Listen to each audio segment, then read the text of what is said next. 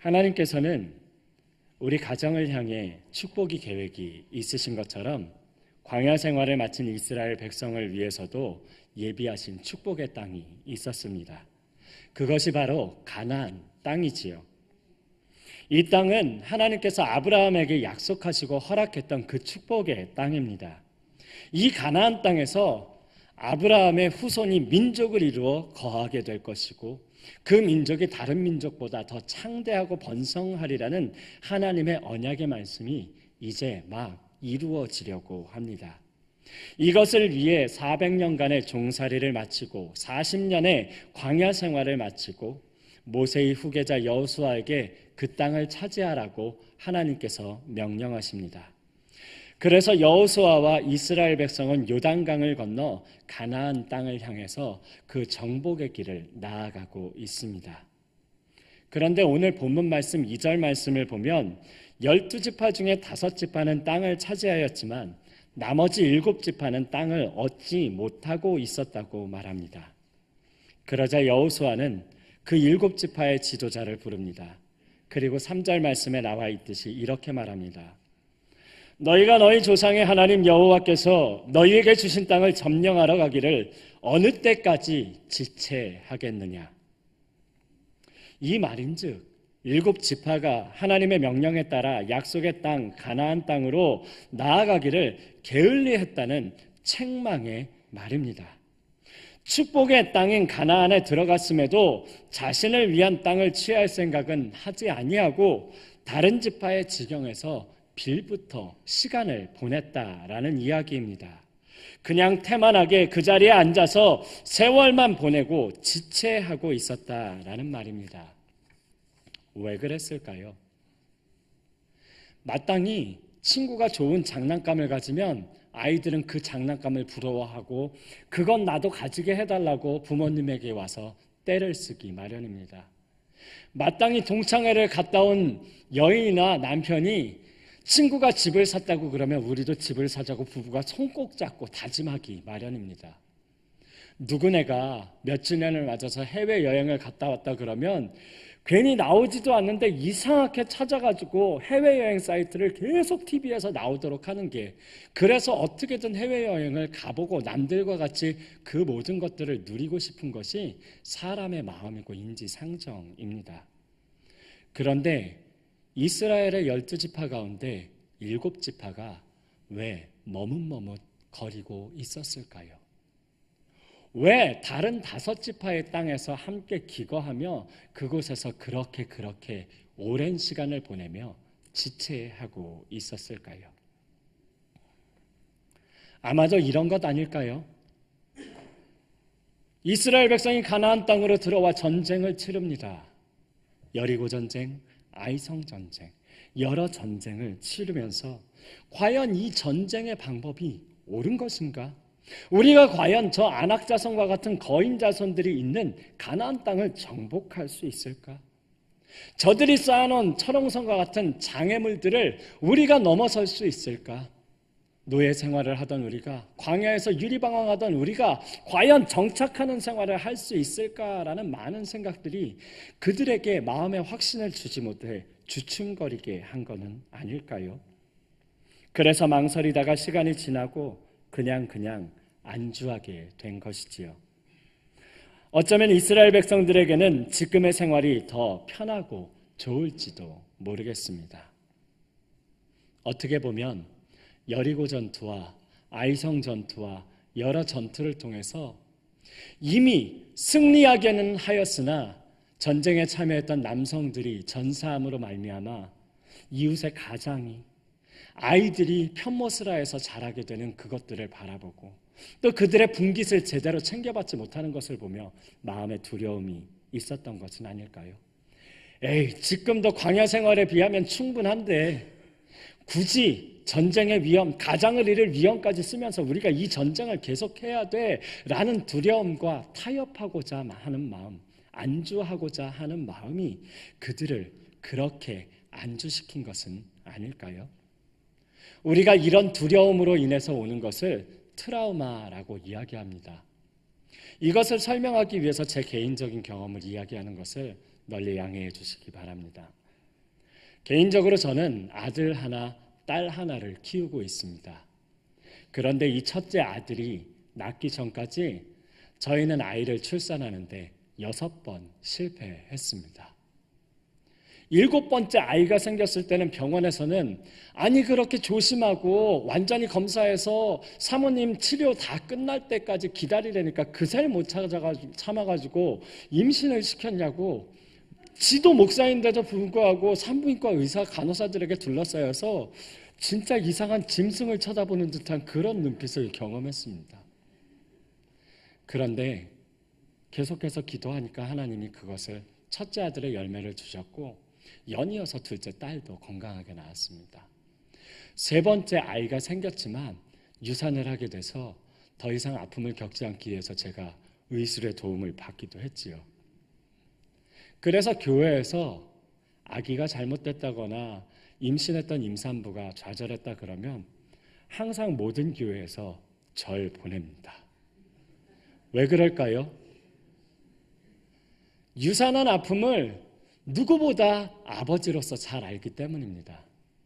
유산한 아내와 함께 손 꼭 부여잡고 울었던 것을 누구보다도 잘 경험했기에 그것을 넘어선 사람을 보내서 위로하게 마련이지요. 하지만 아이가 한 번 잘못될 때마다, 병원에 가서 이상한 소리를 들을 때마다, 여성으로서의 기능을 못하게 될 수도 있다고 조심하라는 이야기를 들을 때마다 두려움이 저희 부부를 엄습했습니다. 입양할까? 나쁜 것도 아닌데 라는 많은 생각이 들었지요. 하지만 하나님께서 믿음으로 자녀를 허락하시겠다라고 우리가 기도할 때 주셨던 그 음성을 듣고 주님 앞에 나아갔을 때 그리 잘생기거나 이쁘지는 않지만 제 눈에만 이뻐 보이는 아들과 딸과 함께 단란한 가정을 이룰 수 있었습니다. 이스라엘 백성에게는 이런 트라우마가 있었던 것은 아닐까요? 그 트라우마, 그 두려움이 그들을 삼켜버려서 그들이 다시금 축복의 땅, 가나안 땅에서 자신의 땅, 축복의 땅, 그 축복을 누리는 것을 포기해 버린 것은 아닐까요? 하지만 그냥 이렇게 지내는 게 괜찮지 않을까 하며 지내던 그들에게 잊어버린 것 한 가지가 있습니다. 하나님의 약속, 축복의 땅을 그들은 잊어버린 것입니다. 우리도 삶 가운데 그렇게 하고 있지는 않습니까? 지금 이 정도면 괜찮아 라고 지금 머물러 있는 것, 삶에서도 신앙 안에서도 이 정도면 괜찮다고, 봉사는 이 정도 하면 괜찮다고, 더 나아가기를 쭈삣쭈삣거리고, 주여 이 정도면 좋사오니, 주여 초막 셋을 짓고 주와 함께 이곳에 거하는 것이 좋사오니라고 변화산에서 이야기하던 제자들의 어리석음을 우리도 범하고 있지는 않습니까? 그런데 기억하십시오. 그렇게 지체하다가 하나님이 계획하신 축복의 땅을 잃어버릴 수도 있음을 말입니다. 안주하고 머물러 있고 지체하는 이들에게 하나님께서 이렇게 말씀하십니다.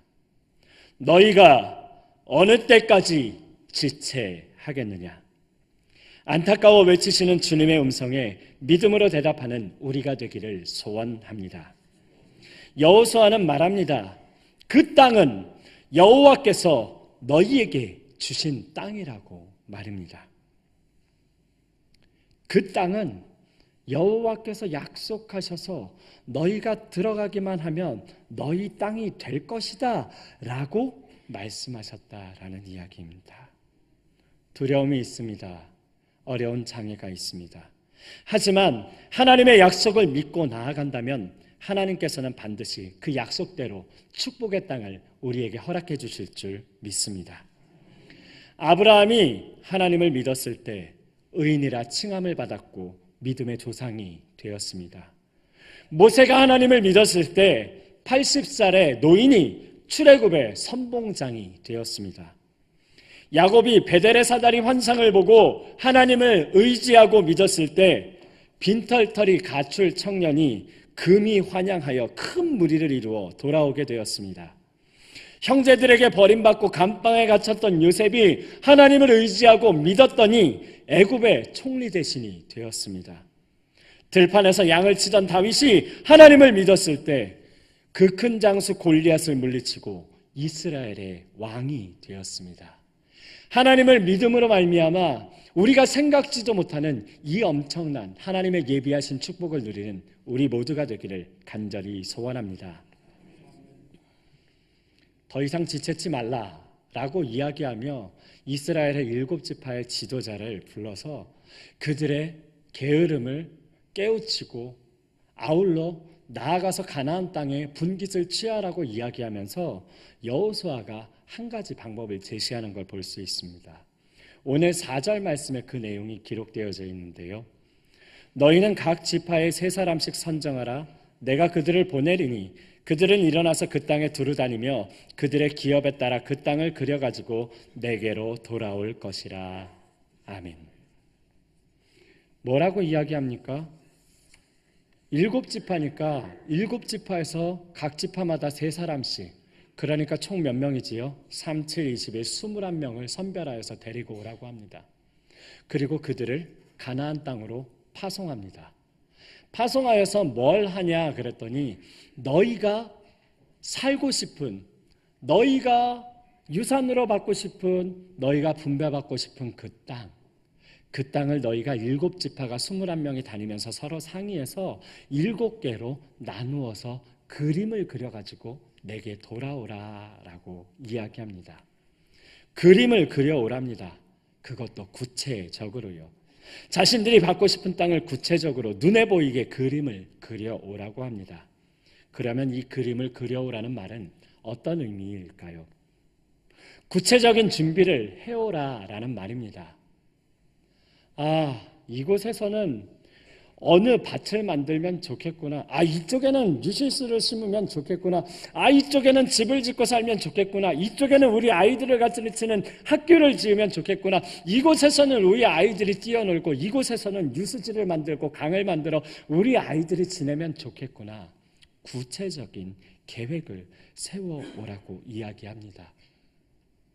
막연한 꿈은 이루어지지 않습니다.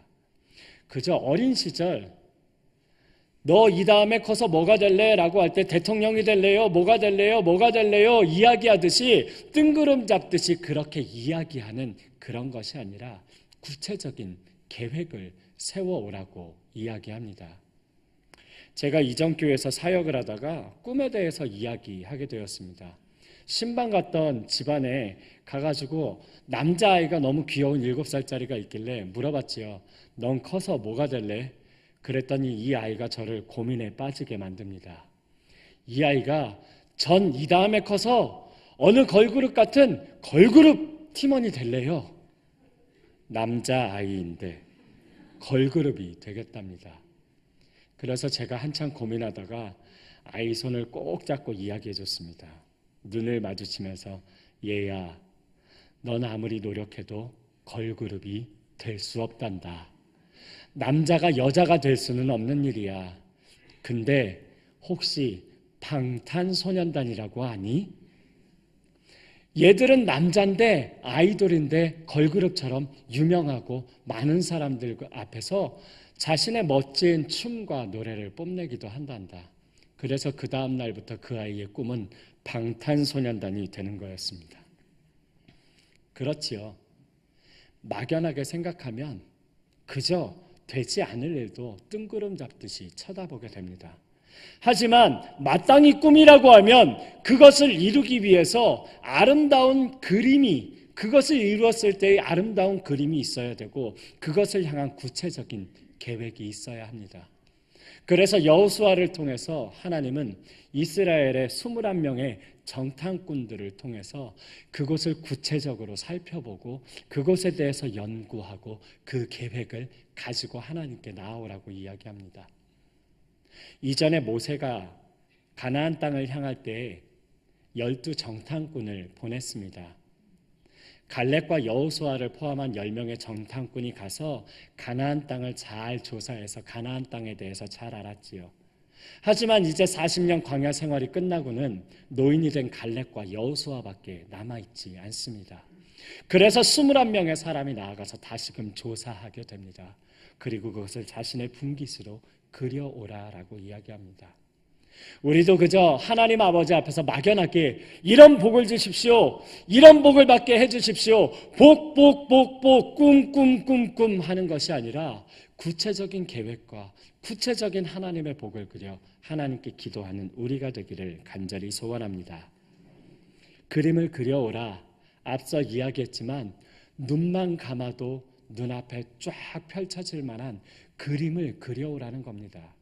이것은 자신의 꿈, 자신의 복에 대한 그러한 것을 마음에 새기라라는 이야기입니다. 백문이 불여일견이라는 말이 있지요. 100번 물어서 그것에 대해서 100번 듣는 것보다 한 번 가서 그것을 눈으로 확인하는 것이 더 효과적이라는 이야기입니다. 여러분, 여러분의 삶에 대해서 눈을 감으면 내가 반드시 하나님 나라 가기 전에 이루어야 할 꿈이 그림과 같이 펼쳐지십니까? 5년 뒤에는, 10년 뒤에는, 15년 뒤에는, 20년 뒤에는 어떻게 돼 있을 나의 모습이 생각나십니까? 나는 이미 나이가 많이 들었다고, 나는 이미 더 이상 다른 것을 하기 늦었다고 이야기하며 내 미래에 대해서 그냥 포기하고 안주하고 있지는 않습니까? 자녀가 잘 되기는 바라지만 자녀가 꿈을 가졌는데도 그 자녀의 꿈이 어떻게 차근차근 일어나가야 할지 가르쳐 주지 않는 부모는 없지 않습니까?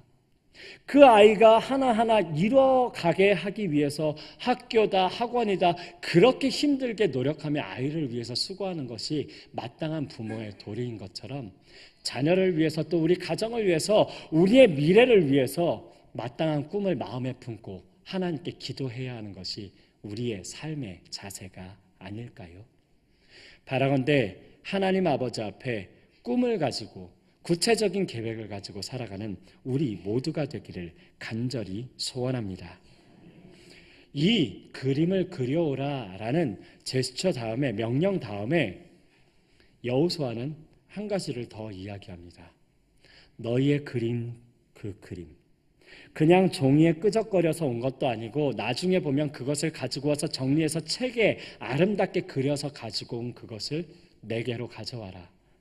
그가 있는 곳 실로, 하나님을 예배하는 장막이 쳐져 있는 실로 예배처소로 가져오면 여호수아가 그것을 놓고 제비를 뽑아서 너희에게 배분하겠다라고 이야기합니다. 제비를 뽑는다는 것은 하나님의 뜻대로 하겠다라는 것을 의미합니다. 요나가 풍랑 가운데 있었을 때 누구에게 그 잘못이 있나 선원들은 제비를 뽑았고 요나가 뽑혀서 자신이 하나님의 뜻을 거스렀음을 이야기하고 바다에 던져져 물고기 뱃속에 들어갔습니다.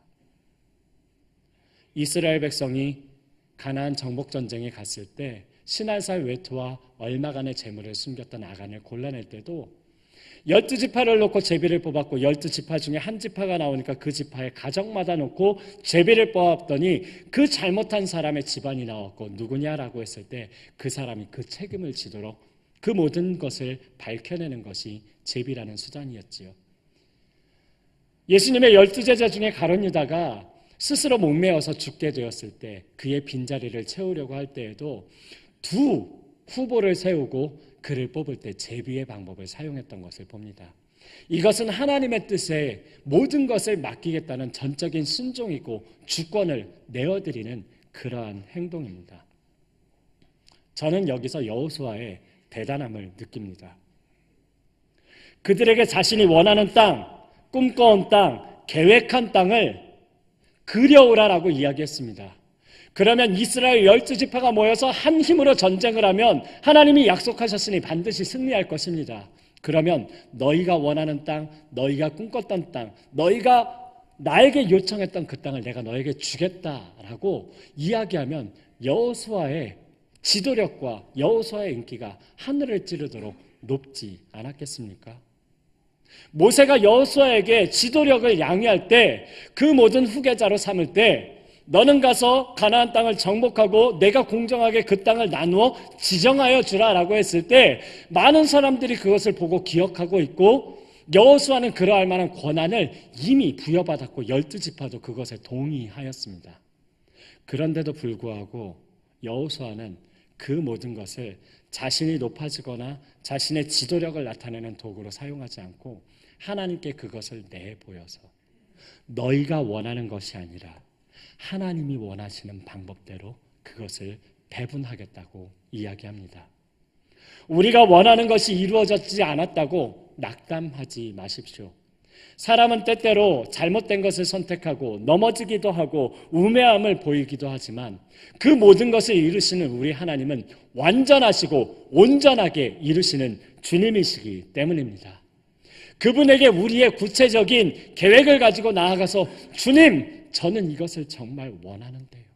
이루어 주시면 안 될까요? 라고 하지만 우리 주님께서 기도하신 것처럼 내 뜻이 아닌 아버지의 뜻대로 되기를 원하나이다 라고 머리를 숙였을 때 하나님께서는 우리의 우매한 그런 선택이 아니라 하나님의 완전하신 선택으로 완전한 축복의 땅을, 완전한 축복을 우리에게 허락해 주실 줄 믿습니다.